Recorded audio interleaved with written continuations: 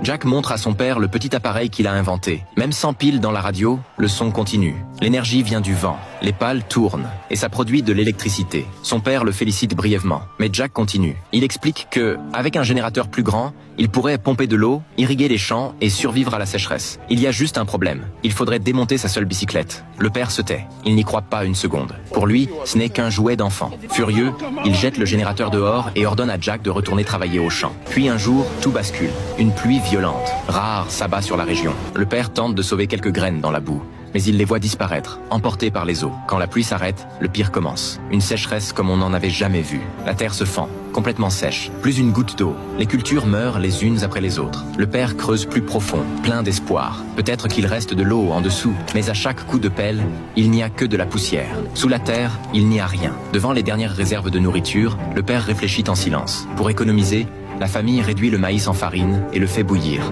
Un seul repas par jour. Rien de plus. La sécheresse empire. Des gens meurent de faim. D'autres fuient. Certains pillent même la maison de Jack et emportent les derniers sacs de grains. Face au grenier vide, la mer s'effondre. Heureusement, l'État lance une aide d'urgence. Du grain vendu à bas prix. La mère donne toutes ses économies à Jack. Mais au dépôt, c'est la foule. Il se bat pour entrer et ne repart qu'avec l'équivalent de 30 yens de nourriture. C'est alors que Jack remarque un vélo étrange. Quand la roue tourne, la lampe s'allume. Cette petite lumière déclenche une idée. Produire de l'électricité, pomper de l'eau, mettre fin à la sécheresse, pour de bon. Mais le village n'a pas d'électricité. Alors Jack s'accroche aux cours de physique, note tout, jusqu'au jour où le directeur le met dehors. Les frais de scolarité n'ont pas été payés. Tout l'argent du village est parti dans la nourriture. Le père refuse d'abandonner. Il va voir un ami qui travaille pour une compagnie de tabac. Il espère racheter, au prix d'origine, les arbres vendus par les villageois. Son idée, empêcher les champs d'être détruits. Il prie, il insiste, mais personne ne l'aide. Au contraire, cet homme droit devient la cible des moqueries. Puis le ciel se dégage et la sécheresse s'installe, longue,